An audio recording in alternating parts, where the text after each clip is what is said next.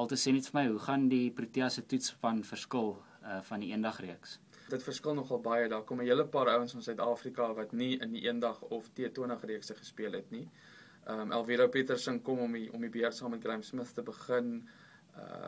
Jacques Rudolph, Mark Boucher, Vernon Philander, Imran Tahir, dis almal ouens wat in die beginspan behoort te wees en hulle het almal, ek dink Saterdagoggend in Nieu-Seeland geland. Nieu-Seeland het baie van hulle spelers in die eendagreeks gespeel en hulle selfvertroue sukkel op die oomblik, veral teen Morne Morkel en Dale Steyn wat hulle het regtig probleme gehad teen ons vinniger bowlers.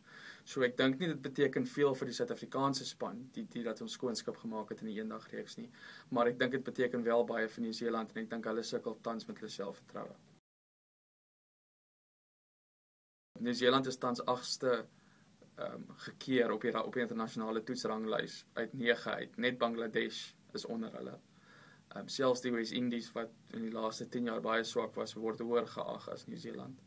En Suid-Afrika is tweede op die oomblik, slegs 1 punt agter Engeland in die eerste plek. So ons is bitter naby aan die beste span op die oomblik in die toetswêreld. So op alle soort van maniere wat jy na die reeks kyk, behoort Suid-Afrika te wen. Maar Suid-Afrika die laaste paar jaar gewys, hulle verloor die wedstryd wat behoort te wen. So dit is nie so maklik om 'n pyl op hulle te trek nie, maar hulle sal baie teleurgesteld wees as hulle nie hierdie reeks maklik wen nie. Nieu-Seeland is op die oomblik swaar reën in die Noord-eiland, maar Dunedin is aan die onderkant van die Suid-eiland van Nieu-Seeland en ek dink dis omtrent so ver suid wat jy kan gaan om internasionale krieket te speel. Ek het met van die afrigters gepraat wat op die laaste toer in Nieu-Seeland was en hulle sê dit is bitterkoud. Dit was nie dieselfde tyd van die jaar gewees.